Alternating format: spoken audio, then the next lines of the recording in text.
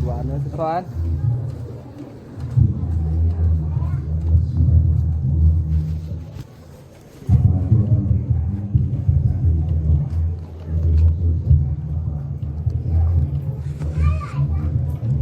Sabaraha dinten kemarin kegiatan.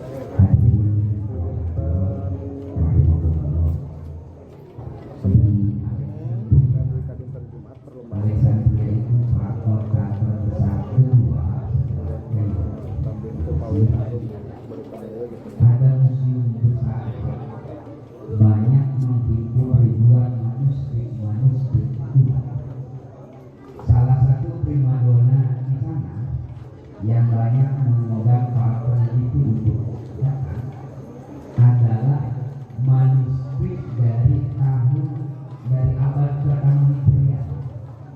Ada tulisan tangan dari abad pertama Hijriah. Nggak ada kopi kan? Atos ngopi wae. Dan unsur Hijriah itu hanya seratan tangan ke abad pertama Hijriah tentang ceramah Rasulullah.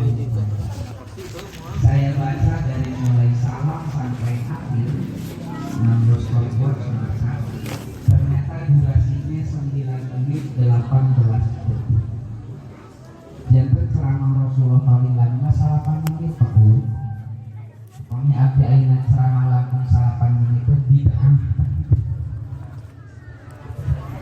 Ibu bapak hadirin sadaya, ibu-ibu araya santai ibu ngaosna nyalah. Mudah-mudahan kempelang urang ieu sing kalebetkeun kana naon anu disanggeupkeun ku Rasulullah sallallahu alaihi wasallam dalam hadis riwayat Imam Muslim. Saur Rasulullah ibu, inna lillahi wa inna ilaihi raji'un. Atuda biasa natos inna lillahi wa inna ilaihi. Aya tama sapertos di rorompok aya nu pupus. DKN nu biasa ngomongkeun teh aya wagelang Pak. Akhirna aya jamaah anu inisiatif ngomongkeun. Maklum teu biasa pangimpenan grogi. Pas ngomongkeun dina pengeras suara teh Assalamualaikum warahmatullahi wabarakatuh. Inna lillahi wa inna ilaihi raji'un. Parantos muli karahmatullahi wabarakatuh. Da biasana tos warahmatullahi wabarakatuh. Nya sapertos urang sinang layar tos inna lillahi wa inna ilaihi. Saur Nabi, inna lillahi tabaraka wa ta'ala malaikatan sayyarah. Sesungguhnya Allah itu mempunyai malaikat sayyarah, MUI, malaikat tukang ungkap ingkit, yang tugasnya mencari majlis zikir, mencari majlis ilmu. Di mana ada majlis zikir, ada majlis ilmu, malaikat sayyarah ini hinggap di tengah-tengah mereka, kata Nabi, sambil memohon kepada Allah agar dosa orang yang berada di tempat itu Allah ampuni sebelum bubar. Jantan wangkit ayeuna ibu bapak, malaikat sayyarah nuju ngadoakeun urang sadaya. Mudah-mudahan dosa-dosa urang dihapuskan ku Allah Subhanahu wa taala. Aya sahabat nu naros ibu, ya Rasul punten aya kasus naon mah? Aya jalmi hadir di pangaosan tapi sanes ngaos naon atuh eta ngadon kulem. Ari nu kitu didoakeun ku malaikat. Yang tidur di pengajian pun tetap didoakan oleh malaikat. Bisa kompet daun. Nah, ini kabar gembira sebenarnya bagi Anda yang suka tidur ketika pengajian. Ternyata masih tetap didoakan oleh malaikat. Janten sareng abdi mah santai lelah ibu bapak. Anu bade ngupingkeun hatur nuhun. Anu bade kulem mangga. Bade dugi kaberes hatur nuhun. Bade mulih ti payun mangga. Saya itu bukan tipikal orang yang takut ditinggalkan musami, pemirsa. Da sok aya pakuwu eta teh mau balik ku sieun ditinggalkeun jamaah. Akhirna nyingsieunan jamaah. Dos sama dihapunten sadayana ku Allah. Kamanakeun dosana dibikeun kanu balik ti heula. Tah eta mah mubalik anu sieun ditinggalkeun jahma. Ibu bapak hadirin sadayana, sadaacan simpeuring panjang lebar, dipayun orang mengenal dulu dari mana terjadinya tahun Hijriyah. Ini penting karena jarang disampaikan. Ibu bapak perlu tahu, masyarakat Arab sebelum Rasulullah SAW lahir sudah mengenal bulan-bulan yang kita kenal hari ini. Muharram, Safar, Rabiul Awal, Dzulhijjah, Dzulhijjah. Masyarakat Arab sebelum Sayyidina Muhammad lahir sudah memakai penanggalan ini, Pak. Namun masyarakat Arab kurangnya tidak ada tahun yang disepakati. Biasanya setiap suku, setiap kabilah di masyarakat Arab sok menentukan tahunnya itu sangeunahna, Pak. Tergantung situasi yang terjadi di tengah-tengah mereka. Ada kabilah yang menentukan tahunnya itu dari wafatnya tokoh mereka yang begitu karismatik. Makanya di dalam Sirah Nabawiyah kita mengenal tahun ketiga pasca wafatnya Lu'ay. Ada juga masyarakat Arab, Ibu, yang memulai tahunnya itu dari sebuah kejadian yang spektakuler menimpa mereka. Misalkan ada raja dari Yaman namanya Abroha menyerang Ka'bah ngange tunggangan gajah. Masyarakat Quraisy sebutna tahun gajah. Nomawi kita mengenal Rasulullah lahirna tahun gajah. Janten hal ini, Pak, terus berlanjut sampai pada pemerintahan Sayyidina Umar bin Khattab radhiyallahu anhu. Zaman Sayyidina Muhammad sapertos kitu, Pak, tahun ke-1 bisa, tahun ke-3 hijrah. Belum ada kesepakatan ari bulanana mah, Pak, sepakat sadayana. Sampai pada tahun 17 hijrah, janten saatos 17 tahun Sayyidina Muhammad hijrah ke Madinah. Wangkin harita kepemimpinan umat dicapang ku Sayyidina Umar bin Khattab radhiyallahu anhu. Datang surat dari gubernur Yaman namanya Abu Musa al-Ash'ari.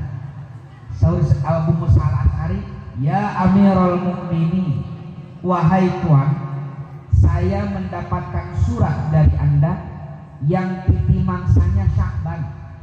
Saya tidak yakin ini Sya'ban mana, Sya'ban tahun kemarin atau Sya'ban tahun ini."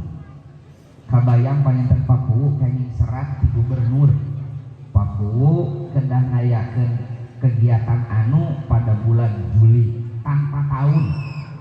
Tiasa wae Juli tahun payun atanapi teu kudu diamalkeun karena memang sudah terlewat dan Juli tahun kemarin. Terus sebabu numawi saur Sayyidina Umar, "Dza'u lin-nasi syai'an." Mari kita berkumpul untuk merumuskan, mensepakati tahun yang akan jadi pedoman di seluruh wilayah keislaman. Banyak para sahabat yang mengusulkan bagaimana kalau tahun di dalam Islam dimulai dari lahirnya Rasulullah Sallallahu Alaihi Wasallam. Usul ini ditolak oleh Sayyidina Ali, Pak. Sayyidina Ali agak kurang bijak. Soalnya tahun kelahiran Nabi masih dipersengketakan. Teu acan aya kesepakatan, Pak.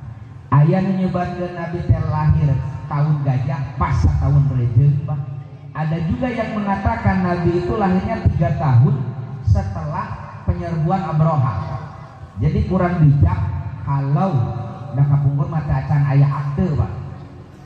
Kalau tahun di dalam Islam dimulai dari kelahiran Nabi karena masih ikhtilaf. Lalu ada lagi usul bagaimana kalau tahun di dalam Islam dimulai dari diangkatnya beliau sebagai Nabi. Usul ini pun ditolak oleh Sayyidina Ali dengan pertimbangan masih diperdebatkan. Ada yang mengatakan Nabi menerima wahyu itu di usia 37 tahun. Ada juga yang mengatakan Nabi menerima wahyu di usia 40 tahun. Lalu singkat cerita, Sayyidina Ali usul bagaimana? Ayo hiji diusul Pak.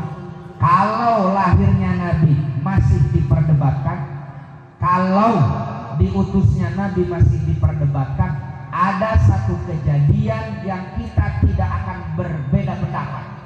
Ini usul dari Sa'ad bin Abi Waqqas. Apa usulnya itu? Bagaimana kalau tahun di dalam Islam dimulai dari wafatnya Rasulullah Sallallahu Alaihi Wasallam. Kita semua menyaksikan kapan Nabi wafat, mual ayat ikhtilaf. Saur Sayyidina Ali cik atukan usul raja logis. Kalau tahun di dalam Islam dimulai dari wafatnya Nabi, maka setiap pergantian tahun umat Islam akan berduka, karena ketika pergantian tahun itu mereka teringat akan wafatnya Rasulullah Sallallahu Alaihi Wasallam. Singkat ceritalah, Sayyidina Ali usul bagaimana kalau tahun di dalam Islam dimulai dari hijrahnya Rasulullah Sallallahu Alaihi Wasallam. Singkat cerita, para sahabat menyepakati bahwa tahun di dalam Islam dimulai dari hijrahnya Rasulullah Sallallahu Alaihi Wasallam yang saat itu sudah genap berusia 17 tahun. Jantan pakuhu tahun dina Islam dimulai lagi tahun ke-17 karena SK-na disepakati oleh Khalifah ketika 17 tahun setelah hijrahnya Rasulullah Sallallahu Alaihi Wasallam. Makanya tahun Hijriyah. Selesai permasalahan belum Pak? Bagaimana hitungan bulannya? Jantan tahun nama atau sepakat hijrah Nabi pada saat itu langsung tahun ke-17. Perhitungan bulan tiap tahunnya, ada yang mengusulkan awal tahun itu dimulai dari Ramadan, ada yang mengusulkan awal tahun itu dimulai dari lahirnya Sayyidina Muhammad Sallallahu Alaihi Wasallam. Tapi Sayyidina Umar mengambil hak veto kalau istilah sekarang. Kata Khalifah, sudah bulannya kita mengikuti saja apa yang sudah dipakai di bangsa Arab, yakni bulan Muharram bulan pertama, Dzulhijjah bulan terakhir. Jantan penetapan Muharram, Safar dan seterusnya itu mengikuti kebiasaan masyarakat Arab. Islam mah hanya berperan menentukan tahun. Beres masalah belum Pak? Ada yang mengusulkan lagi, ini kan tahunnya tahun hijrah Nabi, kok bulannya bulan Muharram? Padahal dalam riwayat sahih Nabi hijrah itu bulan Safar Pak. Nabi keluar dari rumahnya di Mekah untuk hijrah pada malam Rabu tanggal 27 Safar. Pami saur urang mah rembok wekasan Pak. Aya rembok wekasan di dieu. Nah, Nabi teh hijrah ke Madinah, keluar di bumi teh malam rembok wekasan tanggal 27 Safar. Nabi istirahat 3 hari di Gua Thur. Tanggal 1 Rabiul Awal Nabi melanjutkan perjalanan ke Madinah, sunting ke Madinah 12 Rabiul Awal. Jadi Muharram itu teh aya berkaitan dengan hijrah Pak. Dan Nabi hijrah mah bulan Safar. Kembali Sayyidina Ali menentukan. Kata Sayyidina Ali, meskipun Nabi hijrah pada bulan Rabiul Awal, tapi niat Nabi untuk hijrah sudah timbul pada bulan Muharram. Karena bulan sebelumnya, yakni bulan haji, terjadi Bai'atul Aqobah kedua, di mana orang-orang muslim dari Yathrib, dari Madinah, setelah pelaksanaan haji berbaiat sebab Bai'atul Aqobah kedua nyuhungkeun ka Rasulullah ngiring hijrah harita keneh ka Madinah. Namun Rasul teu acan aya widi di Maha Suci ngiring hijrah. Pas masuk bulan Muharram Nabi teu gegenyotan hoyong tapi teu acan aya widik di Allah Subhanahu wa taala. Di dalam Islam niat seorang muslim itu sudah dicatat sebagai kebaikan. Pami ibu ayeuna niat eging bade santunan, misalkan pas santunan nembe aya ibu bapak anu disempet nitipkeun sebagian hartana kangge santunan yatim piatu. Ibu ngagerentas engke santunanana tanggal 10 Muharram ku Allah tos dicatat sebagai amal kebaikan. Niatul mukmin kata Nabi khairun min amali. Niat seorang mukmin itu lebih baik daripada amalnya. Artinya asa kacida lamun teu niat memawi urang niatan amal sae di ayeuna da Allah mah bageur, niat amal sae mah dicatat satu kebaikan. Jadi di bulan Muharram Nabi sudah ingin hijrah, dicatat bahwa hijrah Nabi dimulai pada bulan Muharram dengan data Nabi tos niat hijrah. Beres ya lah pokoknya mah.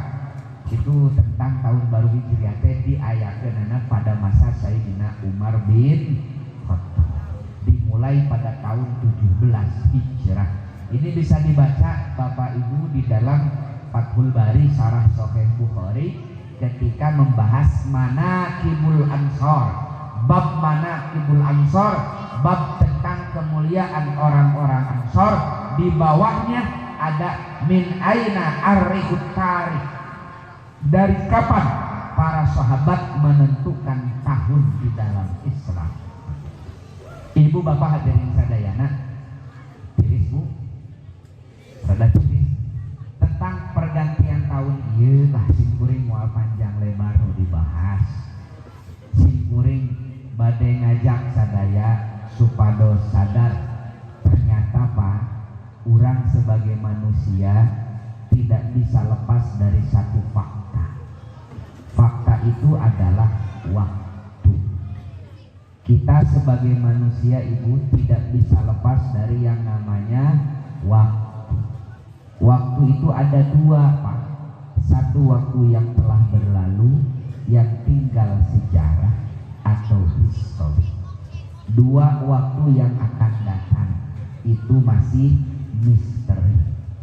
Jadi tema kita kali ini, mari kita melihat bagaimana agama kita yang mulia menuntun kita umatnya untuk meninggalkan sejarah dan mempersiapkan masa depan. Kenapa masa depan harus disiapkan? Bilih ayah ibu bapak nu kesepuh protes, jangan ulang ngebahas masa depan. Abah magis masa bodoh. Pak, Ibu, kita sebagai umat Islam yakin akan ada hidup sesudah mati, akan ada akhirat sesudah dunia. Masa depan kita masih panjang sampai ke akhirat kelak Pak. Perkawisahan maot ti payun eta mah kumaha absenan. Biasa ibu-ibu ti payun abdi paneuri maotna. Atanapi dibalikeun abdi paneuri ibu ti heulah. Sadayana ge bakal. Yang pertama sejarah. Sejarah itu ada dua ibu. Satu sejarah yang given, dikasih oleh Allah tanpa kita pesan terlebih dahulu Pak. Terima jadi. Sapertos urang lahir dari keluarga saha, suku bangsa urang naon, warna kulit kita bagaimana, bahasa kita macam apa, itu adalah sejarah kita yang kita tidak pesan kepada Allah. Langsung terima jadi. Laras sebu atanapi aya ibu-ibu mah kapungkur nuju dina patuangan sepuna pesan ka Gusti Allah hoyong lahir di RT 01 aya moal mah gak ada. Kita seperti ini, warna kulit kita begini, bahasa kita ini, suku bangsa kita ini, itu adalah pemberian Allah yang tidak kita pesan. Makanya sesuatu yang tidak kita pesan jangan diributkan. Warna kulit orang teu sami sawios, bahasa orang teu sami enggak masalah. Suku bangsa kita beraneka ragam teu sawios. Justru Pak, Islam diturunkan ku Allah ke permukaan bumi 15 abad yang lalu. Salah satu satu tujuannya adalah menghapuskan ras diskriminasi. Rasul di dalam khutbah terakhirnya beliau mendeklarasikan, ayyuhan nas, wahai sekalian manusia, kullukum min Adam, setiap kalian berasal dari Nabi Adam, wa Adam min turab, dan Nabi Adam berasal dari tanah. La fadla li arabiyyin ala azamiyyin illa bittaqwa, kata Nabi. Tidak ada rumusnya di dalam Islam suku Arab lebih baik daripada suku Sunda. Islam tidak mengenal suku Sunda lebih baik daripada suku Jawa. Semua di hadapan Allah sama. Yang membedakan adalah kualitas ketakwaannya. Inna akramakum indallahi atqakum. Yang paling mulia di sisi Allah adalah yang paling takwanya, bukan karena suku bangsanya. Ini pesan universal di dalam Islam. Al-musawamatul insaniyah, egalitarianisme, kesamaan hak dan martabat sesama manusia. Ini luar biasa pesan Islam itu, Pak. Karena orang di Indonesia yang terdiri dari berbagai macam suku bangsa diikat dengan satu semboyan Bhinneka Tunggal Ika, ternyata ini mempunyai landasan yang luar biasa di dalam Islam, yakni kesamaan derajat sesama manusia. Tidak ada satu suku lebih baik daripada suku lainnya karena suku bangsanya. Enggak. Islam mengenal yang paling baik di sisi Allah adalah yang paling takwanya, bukan karena suku bangsanya. Tapi ibu bapak, sok sanaos urang tepisan ka Gusti Allah supados urang lahir di Indonesia, kita patut bersyukur Allah jadikan kita bagian dari bangsa Indonesia.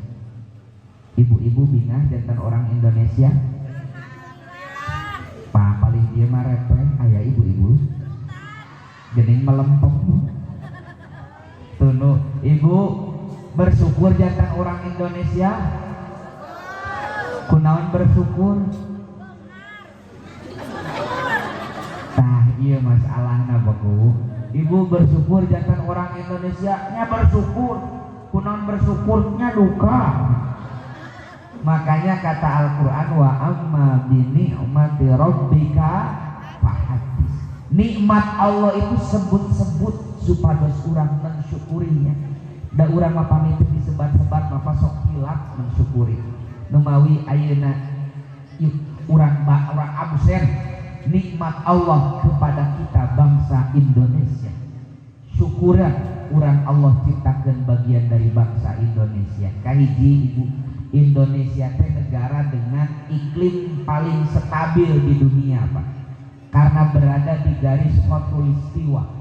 Panjang siang sinar panjang wengi di Indonesia relatif sami, Pak. Numawi saumna orang Indonesia mah paling lami teh 14 jam. Paling lami 14 jam saumna teh itu. Wargi-wargi urang di Eropa sana itu, Pak, kemarin ketika Ramadan di Eropa Timur seperti Dagestan, Chechnya, mereka puasa lagi puncak musim panas, Pak. 20 jam mereka puasa. Jam 10 malam seperti ini baru adzan maghrib, jam 2 tos adzan subuh. Kabayang teu Pak, repotna urang saum 20 jam, maghribna jam 10 wengi, subuhna jam 2 janari. Kabayang repotna. Urang mah boro-boro 20 jam. 14 jam saum eta setengah jam meneh buka kolak geus dicocok kan tenang 20. Kedua, ibu tadi nyebatkeun kunaon bersyukur Indonesia beunghar ya. Bangsa kita adalah bangsa yang kaya. Hutan kita kaya, laut kita kaya, perut bumi kita kaya. Saya tidak perlu mengabsen kekayaan bangsa kita sebagai anugerah Allah yang luar biasa. Satu saja faktanya ibu, Indonesia itu negara dengan kepulauan terbanyak di dunia. Bahkan disebut kubatur mah kepulauan Indonesia itu sekeping dari tanah surga, Pak. Saking indah dan kayanya, Pak. Pulau Indonesia itu, Pak, yang sudah didaftarkan di UNESCO, di PBB, tos 14.800 pulau, Pak. Acan didaftarkan Pak Pulau Gadung jeung Pulau Gebang. Apa berarti? Katilu, negara kita adalah negara yang relatif aman.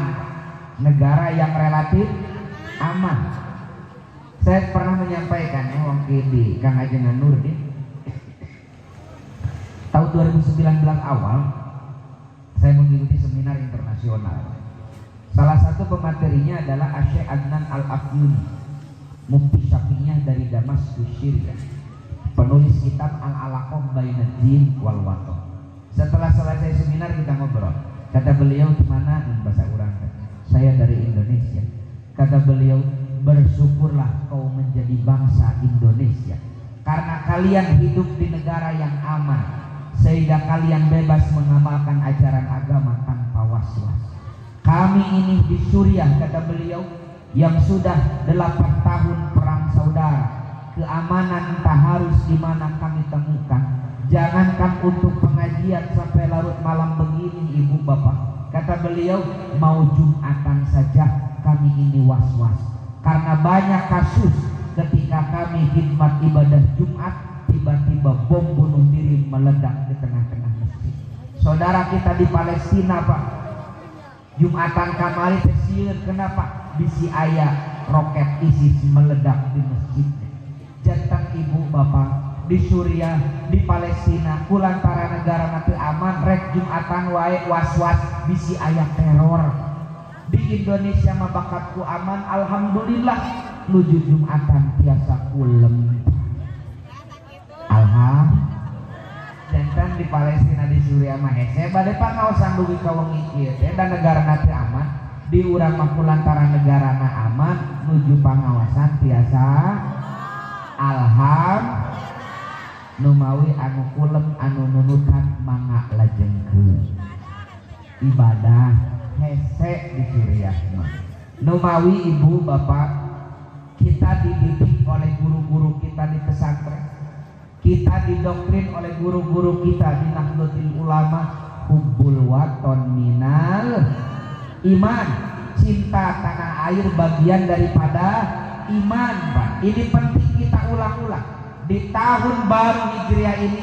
Mari kita melihat bagaimana Islam mengajarkan kepada kita untuk meninggalkan sejarah. Kenapa Pak? Salah satunya ini, menjaga tanah air yang kita cintai ini. Di agama kita, khusus di kalangan pesantren di Nahdlatul Ulama, cinta kita terhadap tanah air itu bagian tak terpisahkan dari keimanan kita. Artinya mustahil kita bisa beriman, tak mungkin kita bisa mengamalkan keislaman kita tanpa punya tanah dan air. Saya tanya sama ibu bapak, biasa hirup di awang-awang tanpa tanah dan air, salangap gue juga ngeret. Biasa mual Pak? Di tanah Indonesia kita berpijak, tanah Indonesia tempat kita sujud, air Indonesia yang kita minum, dengan air Indonesia pula kita bersuci. Makanya menjaga tanah air adalah modal utama untuk merealisasikan keimanan dan keislaman kita. Nusantara ini ibu bapak, dari Sabang sampai Merauke adalah sajadah panjang kita untuk sujud dan mengabdi kepada Allah. Kalau kita mencintai Allah, maka cintailah tempat sujud kita kepadanya, yaitu Indonesia. Bilih pangintenan sok aya pangarsada aya nama seueur nu ngaragukeun naon nu katampi ku urang ti sepuh, naon nu katampi ku urang ti guru-guru urang Pak. Ayeuna mah ada beberapa kalangan nu sok ngaragukeun masyarakat Pak. Kan kapungkur zaman urang mah ngaos teh qiraatul kutub Pak, maca kitab. Pak ayeuna mah masyarakat natos modern jadi qiraatul YouTube Pak. Dina YouTube banyak, dina YouTube itu Pak nu ngaragukeun apa yang kita terima dari guru-guru kita Pak. Nah masalah bid'ah lah, masalah naon pamikiran-kirang nama mataktika sasapekeun Pak. Misalkan tentang cinta tanah air, dalilna cinta tanah air teh ti dituna kusim guring di heureyan lain eueuh ti ditu nak mang macan kaditu ya. sok gerak pangarsada sagala teh urang aya di dieu sepusuk kene tahlilan 7na aya kene 40na aya kene natus aya awal aya tah saur batur mah eta teh eueuh ti dituna eta teh bid'ah bahkan sok seueur nu nyarioskeun cenah tahlilan 7na 40na teh ti Hindu Buddha sok aya nu nyarios kitu ku simkuring diheureuyan saya itu dari kecil suka film India. Dari puluhan film India yang saya lihat, asa can pernah nemposi Amitabh Bachchan tahlilan. Kalau betul tahlilan 7 hari 40 hari itu dari Hindu Buddha, dina film India kudu aya Pak. Da genre film India itu mengangkat tradisi Hindu. Ternyata tidak pernah ada. Berarti lain Hindu Buddha. Lalu saya baca satu kitab kecil Pak Karsa, ditulis oleh gurunya Imam Bukhari, Imam Muslim At-Tirmidzi, namanya Imam Ahmad bin Hanbal, murid dari Imam Syafi'i radhiyallahu anhu. Imam Ahmad nyerat hiji kitab judulnya Az-Zuhd. Di sana beliau meriwayatkan sebuah asar. Saur Imam Ahmad bin Hanbal, ada tanah Hasim bin Qasim. Abdi nampi riwayat dipun guru Hasim bin Qasim. Hasim bin Qasim nampi ti gurunya Sufyan Ats-Tsauri. Sufyan Ats-Tsauri nampi ti guruna deui Taus. Imam Taus itu Pak kibarut tabi'in senior, wafat di Mekah tahun 100 Hijriah. Beliau berguru kepada lebih dari 50 sahabat Nabi. Saur Imam Taus, innal mauta yuftanuna fi kuburihim sab'an. Kalau orang mukmin wafat, Allah akan uji dalam kuburnya selama 7 hari pertama. Wa innal munafiq arba'ina sabahan. Dan sesungguhnya kalau orang munafik wafat, Allah akan uji dalam kuburnya selama 40 hari pertama.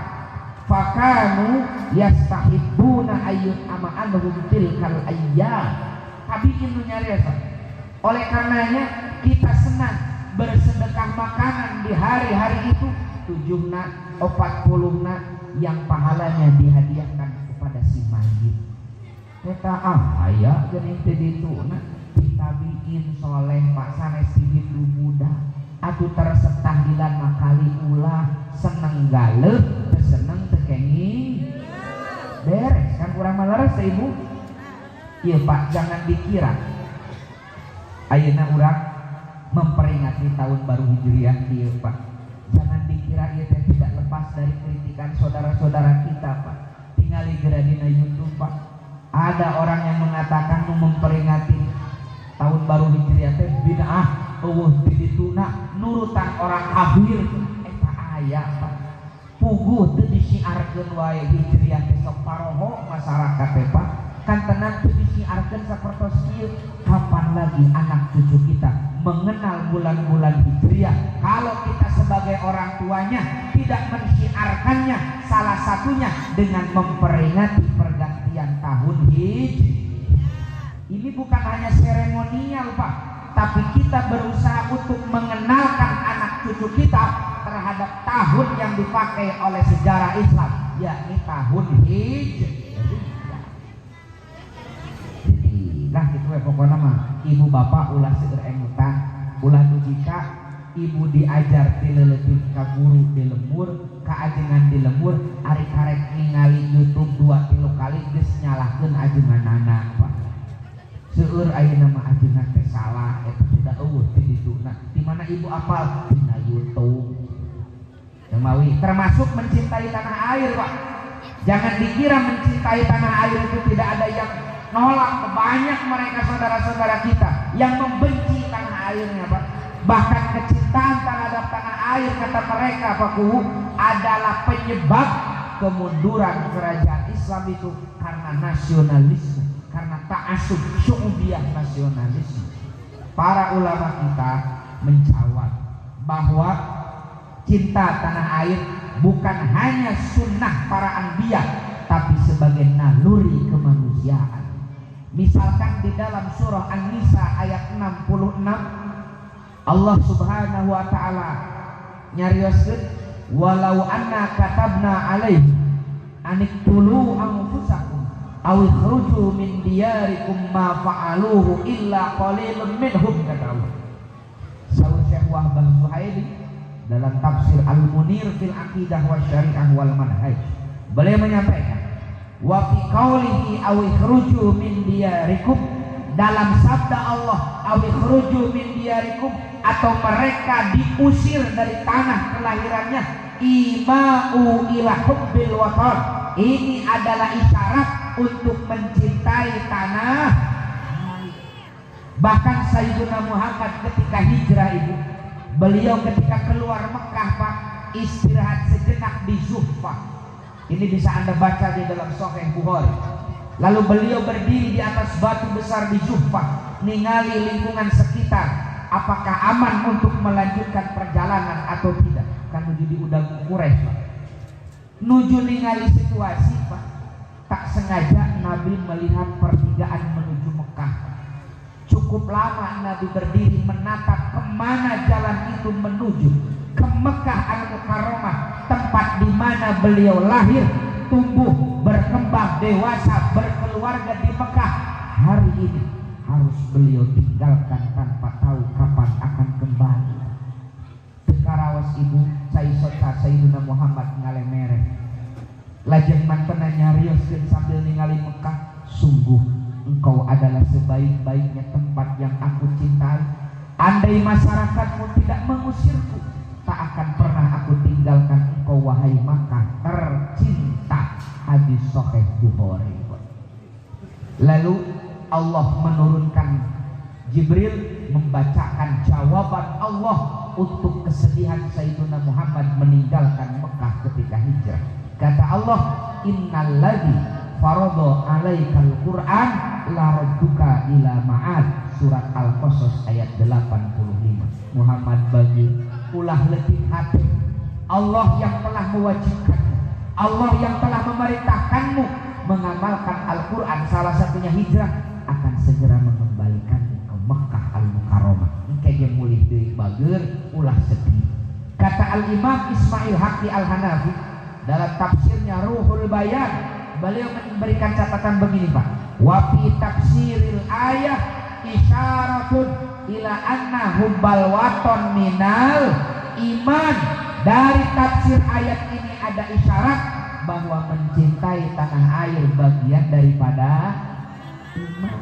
Banyaklah hadis-hadis mencintai tanah air itu Pak. Numawi titip kasadayana di tahun baru Hijriah ini, mari sama-sama kita bangkitkan nasionalisme kita. Wabil khusus kita bangsa Indonesia, bulan depan kita akan merayakan hari ulang tahun Republik yang kita cintai. Di awal tahun baru Hijriah ini, bulan menjelang 17 Agustus, mari kita pompa nasionalisme. Kita suarakan kembali kecintaan kita terhadap tanah air ini. Kenapa? Nusantara ini adalah tempat sujud kita kepada Allah Subhanahu. Ibu cinta ke Indonesia? Paling dia bab ibu cinta ke Indonesia? Nama lempeng. Cinta ke Indonesia? Sok ngadua ke Indonesia? Nah, iya masalah. Ibu cinta ke Indonesia? Nya cinta atuh. Sok ngadua ke Indonesia? Nya tara. Eta mah jiga suami ibu sadinten 5 kali nyebat I love you. Beres netepan subuh telepon bari ngaharewos, ma I love you. Beres sholat lohor, ma I love you. Beres sholat asar eta ngaharewos deui, ma I love you. Tapi can pernah nganapakahan. Percanten moal bu, kunaon moal percanten? Teu aya buktos ngan ukur waos. Nu kitu teh namina manajemen huntu. Nah huntu we yang cinta teh, tapi teu marah. Makanya kalau kita mencintai Indonesia, dicontohkan oleh Nabiullah Ibrahim alaihissalam di dalam surah Al-Baqarah ayat 126. Surat naon ibu? Al-Baqarah ayat 126. Wa idh qala Ibrahim rabbij'al hadza baladan aminah warzuq ahlahu minas samarot. Saur Nabi Ibrahim, ya Allah, jadikan negeri ini negeri yang aman dan limpahkan kepada penduduknya rizki dari beraneka ragam tumbuhan. Kata Al-Imam Thahir Ibnu Ashur dalam tafsir beliau At-Tahrir wa Tanwir, beliau menyampaikan begini Pak, doa ini masyhur dari Nabi Ibrahim, tapi sejatinya inilah doa setiap para nabi untuk tanah airnya. Tidak ada satu orang nabi pun yang tidak mencintai tanah air, kata beliau. Kenapa? Buktinya seluruh para nabi mendoakan keamanan, ketentraman, kesejahteraan tanah air mereka, wujud cinta mereka terhadap tanah air. Janten ibu bapak, pami urang cinta ke Indonesia, hiji doakeun Indonesia doakeun Sukamantri aman, doakeun Sindang Laya aman. Robbi al-hada baladan amina dulu, minta negara aman dulu, baru kita minta yang lain Pak. Kenapa? Karena keamanan negara adalah modal utama untuk meraih semua cita-cita. Dengan negara aman, ibadah nyaman Pak.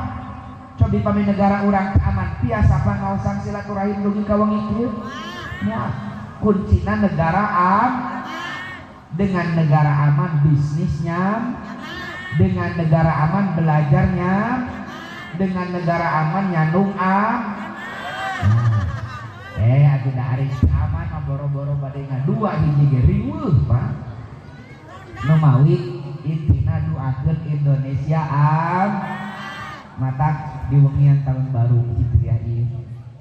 Mari kita berdoa minta kepada Allah supaya Allah tetap ngajaga ketenangan, keamanan, ketentraman negara yang kita cintai ini. Karena keamanan negara mahal harganya. Doakeun Sindang Laya aman. Sebutlah, mintalah kepada Allah, Rabbi ja'al hadza baladan amina. Ya Allah, jadikan negeri kami, jadikan kampung kami, desa kami tempat yang aman bagi kami mengamalkan keimanan dan keislaman. Kedua, cukup doa ibu. Saur sepuh teh mah sabak da doa jampe, kudu aya doa pamake. Sapertos santri ngadoa ka Allah siang wengi pangarsa hayang pinter, tapi ngaji tara ngapalkeun tara. Cek syariat pinter moal. Upami urang nyuhungkeun ka Allah negara aman, maka perilaku kita, ucapan kita, status kita di media sosial harus mengarah kepada ketenangan, ketentraman bangsa yang kita cintai ini. Ulah sabalikna ibu, ari nyuhungeun ka Allah negara hoyong aman, tapi dina medsos provokatif, dina medsos nyebar-nyebar berita bohong. Bukankah nyebar-nyebar berita bohong, membuka aib orang lain, memprovokasi, itu adalah benih-benih untuk benih-benih yang akan memudarkan tenun kebangsaan yang kita cintai ini. Numawi kasadayana saur sepuh teh mah medsos mah ngan hanya ukur kange silaturahim, hanya ukur kange happy-happy, jangan mencari musuh. Min husni islamil mar'i, kata Nabi, tarkuhu ma la ya'nihi. Ciri keislaman seseorang baik itu meninggalkan sesuatu yang tidak bermanfaat. Wabil khusus Pak, da kauning aku sadayana di ayeuna mah dina medsos Pak, kirang-kirangna urang gaduh remah lah pidorakeun PDF Pak. Nu mawi titip ka sadayana dina medsos mah hiji, jauhan ti omongeun, deketan ti duiteun. Siap? Jauhan ti omongeun, deketan ti duiteun. Di urang mah hayo medsos teh dipake keur nyebar-nyebar berita bohong, hayo pake ngomen sesuatu yang kurang bermanfaat, mending pake jualan online. Siap? Nih tahun baru Hijriah, mari kita buka mindset kita. Dina medsos mah hiji, jauhan ti omongeun, degetan. Nah, sapertos live streaming sapertos ieu piduiteun eta Pak. Leres teu? Leres mawi ka saya. di medsos itu, ya hati-hatilah. Kenapa? Kita yakin al-yauma nakhtimu ala afwahihim wa tukallimuna aydihim wa tashhadu arjuluhum bima kanu yaksibun. Akan datang suatu masa di mana lisan kita dikunci, Ibu, jari jemari kita yang akan bersaksi di hadapan Allah. Ieu jempol teh meureun jaga teh, ya Allah, abdi anu ngalaikna, abdi nu nge-share-na ya Allah, abdi nu ngetikna ya Allah, akan dimintai pertanggungjawaban. Nu mawi titip kasadayana, cintailah Indonesia. Satu, doakeun Indonesia. Ulah nyebar berita bohong, ulah nyebar berita provokatif, ulah nyebar-nyebar aib orang lah. Allah akan senantiasa menutupi aib seorang hamba selama hamba tersebut menutupi aib sesamanya, kecuali memang orang-orang yang ditugaskan untuk itu, seperti aparat penegak hukum, kejaksaan, kepolisian, kehakiman. Kan eta mah justru tugasnya memang untuk menyelidiki kesalahan dan aib orang, Pak, untuk diadili. Urang mah polisi lain, jaksa lain, wartawan lain, tapi kabeutina muka-muka aib batur. Pi omongan ini dosanya hasil henteu. Ini penting disebutkan mindset. Yang kedua, baru warzuk ahlahu minas samarot, mintakan rizki kepada Allah. Ari di kerompok mah bakuhu masyarakatnya sok langsung nyuhungkeun teh, ya Allah pasihan abdi rizki anu seueur bari barokah, langsung minta rizki. Tapi keamanan negara, keamanan wilayah belum pernah dipinta kepada Allah. Padahal bagaimana kita bisa memperoleh rizki yang berlimpah, rizki yang barokah kalau negaranya tidak aman? Satu, minta dulu negara aman. Kedua, minta rizki yang yang barokah, nyuhungkeun rizki. Gen sapertos tadi, doa teh kudu aya ikhtiar. Doa harus diikhtiarkan, ikhtiar juga harus didoakan. Sombong jalmi anu ikhtiar 100% tanpa aya doa dan tawakal kepada Allah, sombong orang itu. Oke, lain jelema bener ngadoa 100% tapi tanpa ikhtiar. Nah, di tahun baru ini kita memohon kepada Allah melimpahkan rizki yang barokah kepada kita semua. Di tataran praktis, hayu urang menyingsingkan lengan baju, membanting tulang, keras keringat, mencari rizki yang halal untuk bekal ibadah kepada Allah Subhanahu. Nih, kemarin juga saya sampaikan waktu ya ketika peresmian Masjid Al-Barokah, mungkin kedah diulang-ulang, Pak. Saya ngeri kemarin kita ngobrol dengan Sekjen MUI di pusat. Kata beliau, dari 50 orang terkaya di Indonesia, muslimnya cuma 8 orang. Jadi aya 50 orang pangbeungharna sa Indonesia Raya, Pak. Nu miskinna ngan 8, nu muslimna hanya 8 orang. Padahal muslim teh mayoritas, Pak. Singkuring penasaran kenapa umat Islamna loba nu balaksa. Setelah beberapa catatan, memang karena etos kerja umat Islamna anu letoy, etos kerja anu lemah. Kenapa? Tawakalna 100%, ikhtiarna 50%, maka teu nyambung. Ini penting digali ternyata ada satu tulisan pengarsa ditulis oleh ulama internasional namanya Syekh Muhammad Al-Ghazali dari Al-Azhar. Beliau menulis satu kitab kecil judulnya At-Tariqatu Minhunna. Di sana disampaikan kenapa mayoritas umat Islam di Indonesia berada di bawah garis kemiskinan. Satu, kata beliau, karena selama ini narasi yang sering disampaikan kepada umat tentang sosok uswatun hasanah, sosok teladan terbaiknya yakni Sayyidina Muhammad balangsa. Sok geralah sering didugikeun Rasulullah mah sering ngaganyal patuanganan aku batu karena lapar tidak ada makanan. Nabi mah acuk nage aya tamalang, Nabi mah damis nage ngagaraleng tilas palapah korma, dakul nabi na palapah korma. Itu kan yang sering disampaikan. Sering sehingga umat Islam teh betah miskin deh Pak. Kenapa? Nurutan Rasulullah. Aya deui hadis-hadis nu salah dipahami Pak.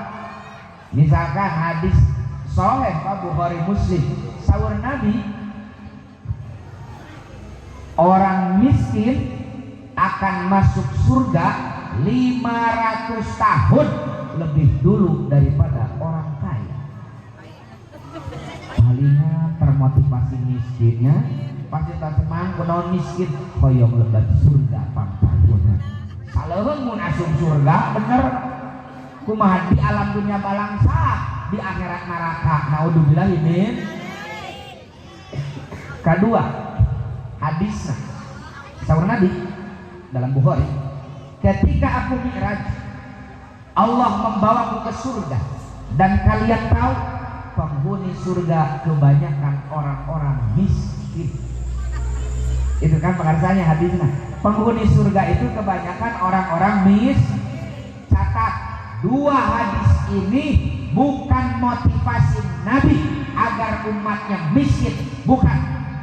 Tapi dua hadis ini bicara tentang realita. Satu, kenapa orang miskin masuk surga lebih dulu daripada orang kaya?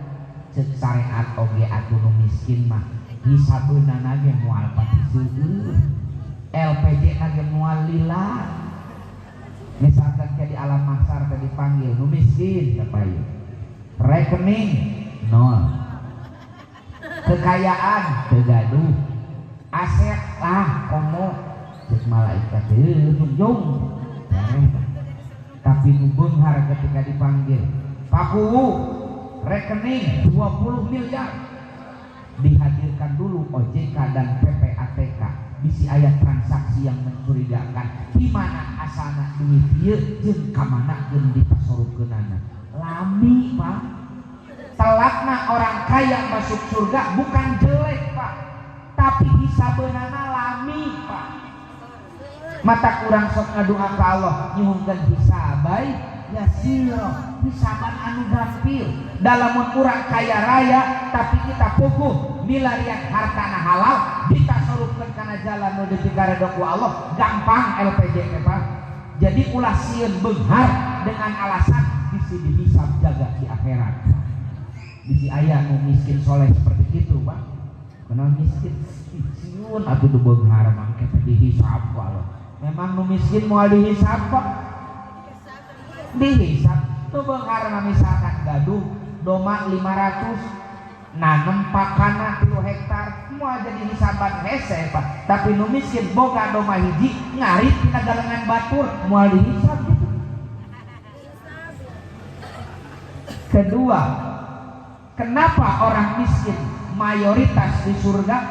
Jadi ibu penduduk surga kaseueurana orang miskin saur Nabi. Aku dah cek syariat oge di alam dunia seueur kene nu miskin daripada anu leres teu. Wajar we di surga teh pabalatak nu miskin. Da diker di dunia ge nu miskin leuwih seueur daripada anu catat dua hadis ieu sanes motivasi ke umat Islam miskin. Justru umat Islam harus kaya. Kan dicontohan ku Rasulullah doana, Allahumma inni as'alukal huda wa tuqa wal afafa wal ghina. Disuhungkeun beunghar teh. Kenapa disuhungkeun beunghar? Ieu ibu maqamaddin illa bil mal. Agama tidak akan tegak tanpa dukungan dana. Sok urang bade silaturahim panaosan sapertos syiar Islam. Cekap kutawasulan ngumpul Paku. Kemudian malaikat nawason sistem kudu kudana.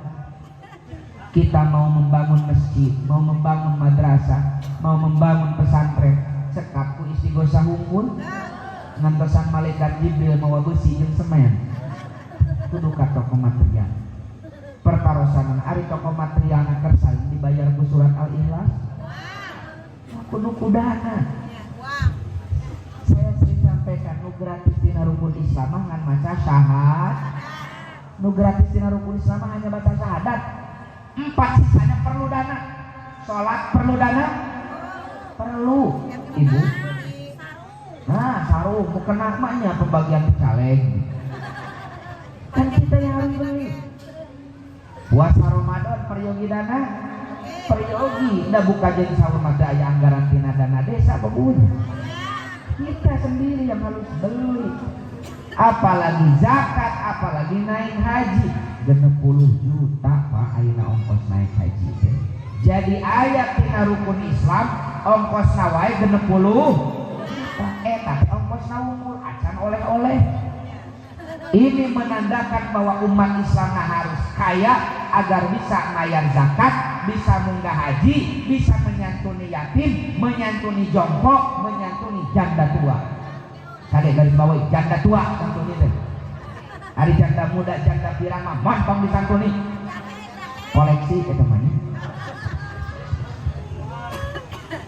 Makanya guru-guru urang saya Gunal Mukarram kami ngadoa dana teh sok disebut Allahumma hasil makosi ayahnya ada penting Allahumma hasil makosi rada tarik Allahumma hasil makosi dana sok ibu-ibu kami imtihanan lagu satos magadir naon favoritna wah dana kan penting apa dana teh penting mata umat Islam kudu beung warzuq ahlahu minat sama rezeki yang barokah, rezeki yang berlimpah.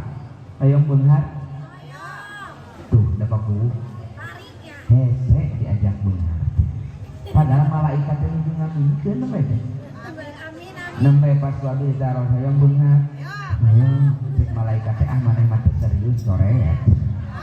Moal cair. Sing serius atuh. Hayang beunghar. Atuh jadi muka 2 kali. Enggak, maksud saya itu ibu bapak di tahun baru ini mari kita rubah mindset kita. Umat Islam harus kaya. Dengan kaya kita bisa berbuat banyak. Dengan kaya kita bisa berbuat banyak. Di tahun ini catat target tahun ini apa?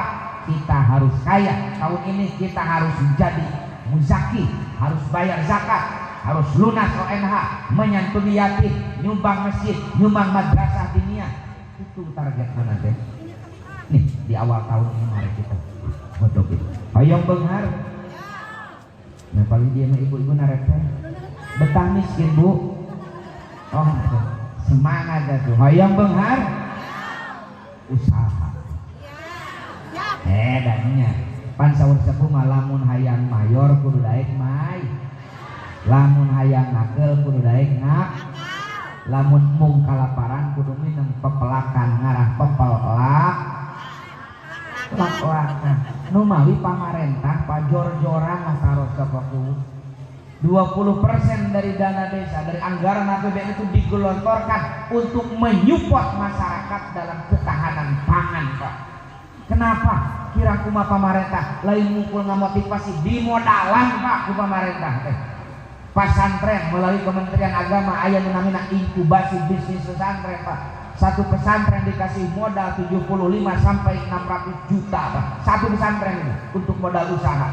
Di desa 20% dari dana desa itu dialokasikan untuk ketahanan pangan. Kenapa? Kita harus bareng-bareng bangkit mandiri secara ekonomi. Di awal tahun baru ini mari kita buka mindset kita.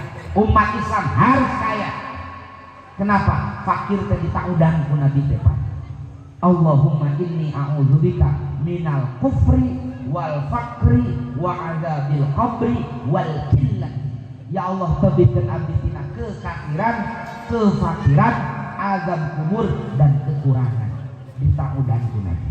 Nabi tidak mungkin memohon perlindungan kepada Allah dari sesuatu kalau sesuatu itu tidak bahaya. Mawi kasadayana hiji lamun urang hoyong beunghar kudu usaha. Mari kita singsingkan lengan baju, membanting tulang. Usaha adalah ibadah. Fa iza qudiyatis shalat fantashiru fil ardi wabtagu min fadlillah. Kalau salat telah ditunaikan, jangan terlalu lama cicing dina sejadah Pak. Fantashiru fil ardi kata Allah. Bertebaranlah di permukaan bumi, cari karunia dan rizki dari Allah Subhanahu. Numawi Rasulullah itu Pak pekerja keras Pak. Tidak ada nabi yang pemalas Pak. Semua nabi itu pekerja keras. Kenapa? Dicontohin ka umatna. Para nabi wae anu maksum teu gaduh dosa, para nabi saja yang punya mukjizat, mereka punya doa mustajab, masih tetap usaha komo urang Pak umatna maksum teu mukjizat teu boga Pak doa mustajab teuing maknya teu getol usaha sing izin ku Rasulullah sallallahu alaihi. Bahkan ku nabi itu Pak dimotivasi agar umat Islamnya bangkit menyingsingkan lengan baju. Syaur Nabi, siapa orang, ini hadisnya riwayat Bukhari. Ibu, bapak sahur Nabi, siapa orang yang melangkahkan kaki dari rumah mencari nafkah yang halal agar keluarganya tidak makan barang haram, setiap langkahnya fi sabilillah hatta yarji'ah, setiap langkahnya dicatat jihad di jalan Allah sampai dia pulang kembali ke rumah. Dalam hadis riwayat lain Nabi menyampaikan, man amsa kallan min amali yadeh, siapa orang yang di sore hari merasa lelah karena dari pagi capek mencari nafkah, amsa maghfuran lahu, kata Nabi, pada sore itu dosa-dosanya Allah ampuni. Ibu bapak mulih di Damelan sumping ka bumi, capek, penat, berpeluh keringat, jangan berkecil hati. Nabi kita menjamin kacape urang ti sore jeder, ti isuk jedur, tapi ka sore jeder, tapi penebus kami dosa-dosa kita yang telah berlalu. Amin, alhamdulillah. Ya Allah, ya Rabbi, ya Rasulullah, ini penting. Kenapa Pak Bu saya sampaikan ini?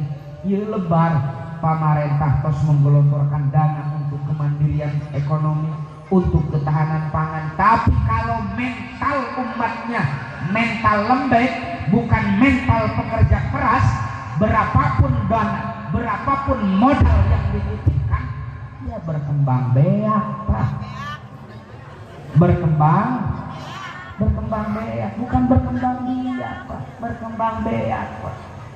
Kenapa? Kembali karena mental, kembali karena maka di tahun baru Hijriah ini mari kita sama-sama tajdidun niat, kita memperbaharui niat kita bahwa kita sebagai umat Islam harus menjadi umat pekerja keras. Kenapa pekerja keras? Satu, itu adalah ibadah. Dua, cek syariat urang keur ngahasilkeun, urang keur ngaikhtiarkeun doa warzuq ahlahu minat samarah. Kita bekerja keras, satu ibadah, dua wujud cinta kita terhadap tanah. Kalau kita sebagai penduduk Indonesia bermalas-malasan, mental tempe Pak, jangan salahkan siapa-siapa ketika harta kekayaan Indonesia dikuasai, dikeruk oleh asing. Kenapa? Urang anu teu bisa nanaon Pak, urang yang tidak bisa mengelola tanah air itu. Hari urang mah tanah air dikelola ku batur ngamuk, dibikin ka urang tuh bisa Pak. Kan repot gitu. Makanya kumaha atuh solusina? Satu, kerja dua, mari tingkatkan anak-anak kita SDM-nya supaya bisa mengelola tanah air ini. Di dalam surah Al-Anbiya ayat 105 pemirsa, ketika Allah menyebutkan annal ardo yarisuha ibadiyas sholihun, sesungguhnya dunia ini akan diwariskan oleh Allah kepada as-sholihun.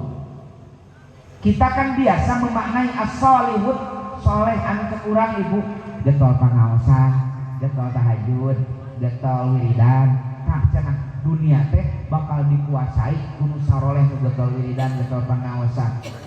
Saya baca pemirsa dalam tafsir Khawatirul Quran karya Al-Imam Mutawalli Asy-Sya'rawi.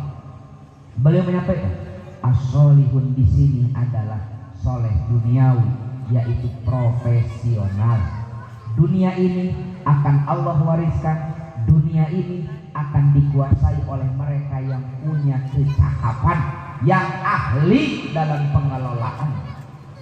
Contoh, aya urang Sindang Laya 400 urang saroleh Pak Bu. Kita kirimkan ke Natuna, kita kirimkan misalkanlah ulah ka Natuna jauh-jauh deui, sok gender 40 poe 40 putih wirida yasinan kira-kira tumbuhan anu bermanfaat tarumbuh moal Pak sugan ku wirida jelog gue gitu kan pare tejaradi nah kudu dipol pelaktek profesional melak berarti urang teh kudu diajar melak pare artinya orang Sindang Laya kudu aya ahli pertanian kamari hama warang di Tasikmalaya sami di dia ge hama ya berarti kudu aya orang Sindang Laya yang ahli hama agar tahu bagaimana menghadapinya memberantasnya seperti apa tak eta teh as-solihun Pak kata Syekh Mutawalli Asy-Sya'rawi tadi geningan murang kali urang lalomba Pak alhamdulillah itu dalam rangka meningkatkan sumber daya manusia agar SDM orang Sindang Laya ke depan jauh lebih baik daripada hari ini. Amin. Jadi yakini umat Islam teh kudu beunghar ngara bisa sodak ngara bisa mayar ngara bisa munggah haji mudah-mudahan nu hadir di pangaosan sing dilimpahkeun rezeki anu barokah mudah-mudahan hadir di pangaosan sing baleunghar ulah aya deui anu katalamsara da peryogi urang teh kana hartana para agnia teh laras ibu para ulama berjuang menerangi umat dengan hartanya jangan lupa para agnia juga berperan menerangi umat dengan hartanya Pak ilmu jeung harta kan saur Nabi la hasada illa fisnaten hasud teh meunang dina dua hal hiji urang iri ka jalmi anu ku Allah dipasehan ilmu kemudian ilmunya dianggo menerangi umat sehingga umat apal halal haram apal ulah jeung kudu urang teh ningali ka para ajengan pangarsa sayyiduna al-mukarramah menerangi umat dengan ilmunya hayang abdi ge kitu menang Pak iri kitu kadua menang iri teh ka jalmi nu ku Allah dipasihan harta kemudian hartana dianggo untuk pemberdayaan umat dianggo untuk mensejahterakan masyarakat aya misalkan masyarakat anu terlilit di Tasikmalaya namina teh Bang Sila oh di mah emoknya oh beda saeutik nya Bang aya terlilit Bang Emo kan di Tasik ngapangarsa terus parah banyak keluarga yang cerai gara-gara itu asetna ieu tah lamun aya agnia mah atuh dipanggil sabaraha hutang ka Bang Emo sekian dilunasan ulah hitung deui kan betah raos sama anu kitu raos Pak makanya saya kan di komisi fatwa di MUI itu saya pernah didatangi oleh beberapa ketua MUI kabupaten tertentu saya atuh dari komisi fatwa teh ngaluarkeun fatwa atuh jelas na Bang Emok teh haram Bang Emok teh anu karunya masyarakat kusin kuring dikit gantilah pangarsa saya kan tapi abdi harus aya solusina teu acan misalkeun di Sindang Laya teh difatwakeun Bang Emok haram ulah nginjeun ka Bang Emok merugikan ka mana atuh tuh ka BPD tuh ka desa anak nginjeun mah moal aya bunga nu mencekik siap itu kalah suri pemirsa ya dan Islam solutif Islam tidak akan melarang sesuatu kecuali sudah ada solusinya Pak Islam ngaharamkeun zina aya solusina nu halal nikah Islam mengharamkan khamr minuman keras Islam menyediakan solusi nu halal susu kopi teh manis teh kotak teh sisri, teh idir, tidak, teh iwin, teh imas, loba. Jadi Islam mah iya haram, tak halal gitu. Teu bisa haram. Eueuh, moal. Mantong ka Bang Emok haram, ka mana atuh? Teuing. Itu gak solutif. Nu mawi pakarsa salah satu pengentasan anak dengan manajemen zakat yang produktif pakarsa. Coba di di Sindang Laya ieu aya 10 misalkan 20 anu zakat malna. Saurang zakat malna 20 juta misalkan. Biasanya kan urang pami zakat mal sok dibagikeun pangarsanya. Bagikan amplopan 20.000 ya. Memang nu miskin hirupna sapoe eta. Kan aya UPZ di desa itu bukan hanya mengelola zakat fitrah, zakat mal juga kelola misalkan 20 orang eta 50% tina zakat sampai bagikeun sok nu 20 bagikeun bisi jadi fitnah, nu 10 kempelkeun di UPJ desa. Kabayang teh 10 juta teh saurang kali 20. UPJ desa punya uang umat 200 juta. Kumaha? Di mana kan dia tina zakat mal, Pak. Teu aya nu zakatna. Berarti balang sakabeh urang ini. Piraku tina 5 dusun anu zakat mal. Pastilah aya nu zakat mal laras teu makarsa. Nah, tapi kelola gitu kan berikan 10 juta.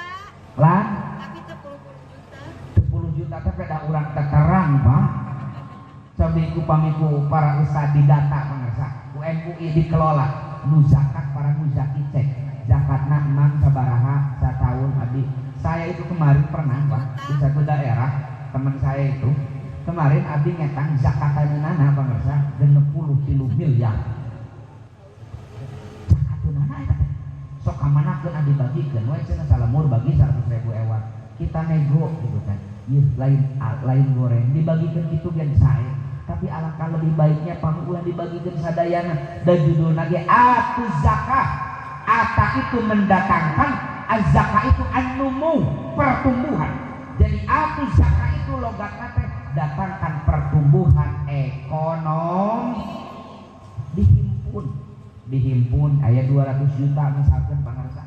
Dakan ari tina zakat fitrah mah di ieu ku Basnasnya aya aturanana lah. Cobi zakat mal dikelola ku UPJ desa. Nanti desa punya modal bersama untuk penanggulangan itu pangarsa. Penanggulangan Bang Emok aya hutang ke Bang Emok 3 juta. Eta teh goringin lunasan dengan syarat ulah nginjem deui. Naon atuh sok gawe teh gaduh gawena teh gaduh modal, dimodalan ku zakat. Itu kan harusnya itu. Atuh jadi enakeun tah. Kayak lah kan beres. Ulah ngan lamun kitu raos teh Ibu. Raos. Oke, pake raos. Kayak heula sok rada protes kan beres aja. Ini tentang manajemen. Kapungkur pamarentah terus ngayakeun itu dengan UPK. Setiap kecamatan dikasih modal 2 miliar Pak UPK, modal utama UPK tiap kecamatan. Untuk salah satunya penanggulangan itu. Ya. Namun misalkan tina 1 juta administrasinya ngan 10.000. Daripada ka Bang Emok minjem 1 juta bungana 100.000. Iya mas 1 juta kan 10.000. Terus aya pangarsa. Kan tanah engke sekarang itu pangarsa Basnas menggelotorkan dana untuk Basnas Microfinance namanya. Jadi Basnas Microfinance itu dari hasil zakat infak sedekah itu dikumpulkan dikelola salah satunya untuk penanggulangan hal itu. Pihak UPZ mempunyai anggaran untuk meminjamkan kepada jamaah masjidnya 100 orang program pertama, saurang 3 juta. Berarti 300 juta. Satauneun teu aya bunga, euang dileuwihan. Da UPZ pengelolana digaji ku Basnas. Jadi lamun urang nganjuk 3 juta ke UPZ, nguikeunana sataun teh 3 juta. Per bulan misalkan 300. Kan lebih raos, Pak. Tah urang teh perlu harta jeung manajemen dek itu untuk penang ayeuna. Kenapa masyarakat Jawa Barat pamarsa? Masyarakat kali sa Indonesia tentang judi online. 16 triliun Jawa Barat itu Pak dina judi online. Kalau Pak duit nanadanya, tapi UPZ na maralang sakit harosong wae dan kurang pendekatan. Menawi titik kasadayana Basnas, UPZ, MUI data mah ulah mustahik. Keun data mustahik mah data daratan. Nu kedah di data mah agnia pamirsa, data agnia kemudian pendekatan ieu zakat hidup teh diawurkeun mun ayeuna zakat 5 juta diawurkeun jadi ibadah jadi, tapi leuwih ideal lamun zakat hidup 50% dibagikeun 2,5 juta dikumpulkeun di PJ engke dikumpulkeun deui sareng muzaki nu sanes. Kita punya dana umat untuk penanggulangan masalah-masalah sosial seperti itu. Ke depan kita harus bisa seperti itu. Ya. Nu kadua ngarahoyong beunghar mah hiji usaha, kedua mentalna ulah mental orang miskin. tapi kudu mental orang kaya. Mana mental orang kaya? Kata Nabi, al-yadul ulya khairum min yadi. Tangan di atas lebih baik daripada tangan di bawah. Memberi lebih baik daripada menerima. Jadi kedua, lamun hoyong beungar ulah hayang diber, tapi kudu hoyong mer. Pah ieu repot nante paku. Sadaya hayang diber. Eta teh mental. Jadi miskin itu bukan hanya finansial, mental. Banyak orang ya subsidi teh kan jelas hanya untuk orang miskin. Eta kana mobil anu alus, mobil harga ratusan juta, ngeusikna masih nu subsidi. Di imahna masih kene gas melon. Laras teh? Nu kitu teh Allah akan ciptakan kondisi kita seperti itu. Tapi sebaliknya kalau kita sadar urang mada teu pantes nu subsidi, meserna gas anu teu subsidi, meserna BBM anu teu subsidi, insya Allah lamun kesadaran umat kos kadinya APBN aman karena tidak melambungnya subsidi, akhirnya bisa dialihkan untuk hal-hal yang lebih positif. Aali tanang we lah eta pami bansos BLT paku ya di abdi mah di rompok pami di urang mah di abdi gitu di ditu bangersa ayeuna teh mental umat terus parah. Lain ngumpul hayang dibere, justru lamun teu kabere teh sok pulutuh. BLT teh kabagian, RT RW diomongkeun. Bansos teh kabagian, BPNT teh kabagian, kuwu dicapri. Ditasi. Anti senang lah ya sana. Buat ieu beurangnya. Tah, titip ibu bapak pami urang hoyong beunghar. Mental kita harus mental orang kaya. Sebab Allah akan memberikan apa yang ada dalam hati kita. Lamun kurang hayang dibere, Allah akan ciptakan kondisi kita pantas bere batur.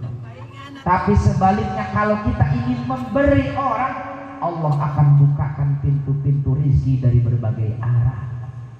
Lamun aya nu mere, alhamdulillah. Lamun teu aya oge, teu ngaharepkeun ieu kan betah. Leres teh di urang masa balikna dina hate hayang dibere tapi eueuh nu mere eta teh teu dunya teu akhirat dosa heueuh cair teu.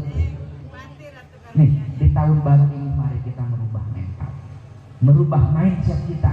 Umat Islam mah mental tangan di atas, bukan mental tangan di bawah. Ulah hayang diber tapi kudu hoyong mer. Ngan lamun aya nu mere ulah ditol. Nah, dan nu dosana mah hayangna lain narima. Nembawi mudah-mudahan di tahun baru Hijriah ini kita meningkatkan mental kita. Satu, kita umat Islam harus kaya agar bisa membantu orang lah.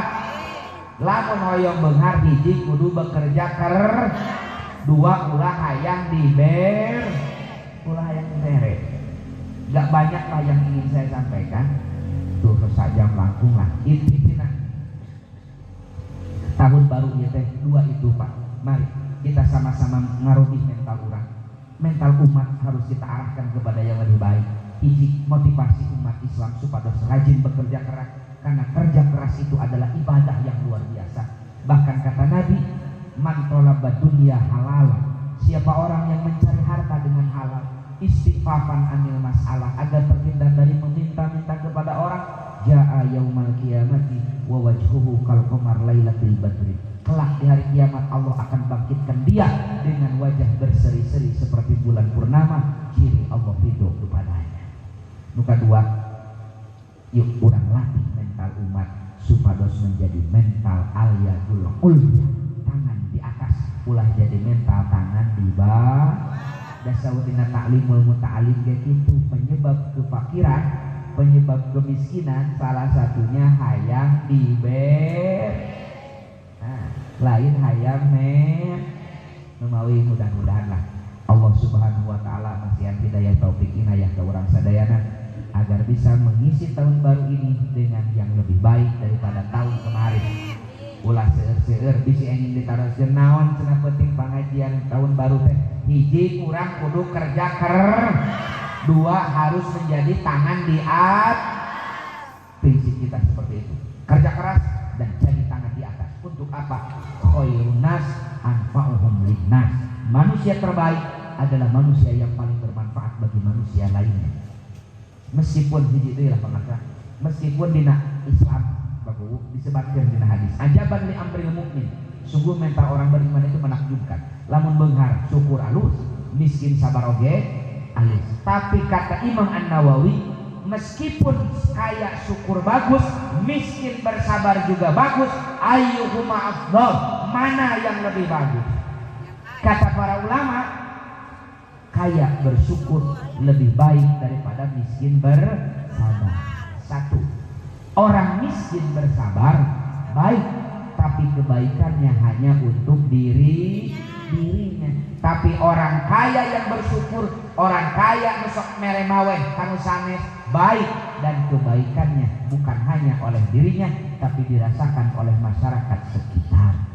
Kedua, orang kaya yang bersyukur telah lolos ujian, terbukti bisa mikul amanah berupa harta kekayaan sebagaimana yang dikehendaki Allah. Tapi anu miskin bersabar belum tentu bisa bersyukur ketika Allah uji dia dengan kekayaan. Masih emut keneh salabah Pak, keur miskin mah deket ke Allah tapi dibere kebenaran lupa daratan. Kata orang kaya yang bersyukur telah lolos ujian, diuji dengan harta kekayaan. Kange anu tos berusaha 100%, usaha tubuh lupa nyawa cek paribasana, tapi masih keneh berada di bawah garis kemiskinan, ulah alif manah da urang mah kawajibanana usaha ngan anu pika sebeleun mah usaha ngedul hate hayang dibere, kemudian nganggap bahwa miskin teh takdir. Kunaon miskin takdir Allah? Bohong. Ya. Bohong. Allah telah memberi kita otak, Allah memberi kita anggota badan, Allah memberi kesehatan kepada kita.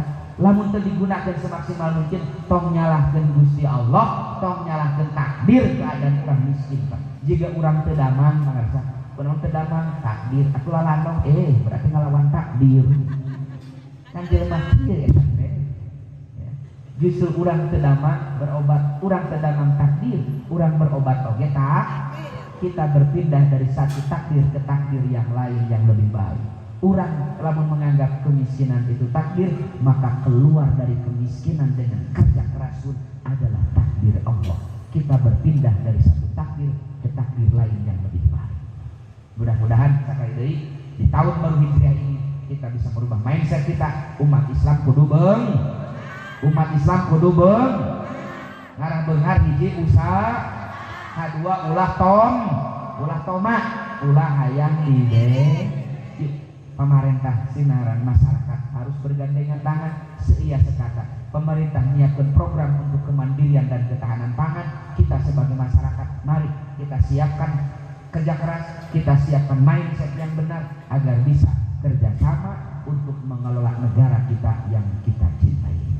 Sakitu nu tiasa kabeh hatur lah ibu, ngapunten rada serius dan memang kudu serius Pak. Soalnya tahun baru ini adalah tahun di mana kita punya kesempatan untuk bangkit.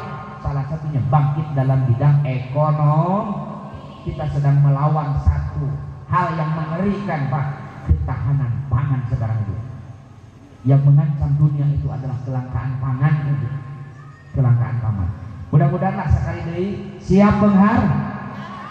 Hiji urang kudu usaha, kadua ulah hayang diber.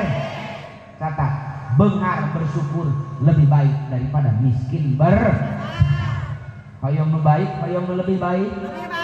Memawi sing baleunghar sadayana, sing naremaweh sadayana, ulah aya masyarakat nu katalangsara. Ngeri saur Nabi, tidak akan mencium baunya surga orang yang tidur dengan kenyang sedangkan tetangganya terang citra beuteuh licin panon beuntak. Lapar, mual nyumbaunya surga. Sing meremaweh. Semakin kita berbagi, semakin banyak yang kita miliki. Wabil khusus di bulan Muharram ini, bulannya orang yatim, bulannya anak-anak yatim. Mari kita berbagi dengan mereka yang kurang beruntung seperti kita. Hadanallahu wa iyyakum ajmain wallahul muwaffiq ila aqwamit thoriq. Wassalamualaikum warahmatullahi wabarakatuh.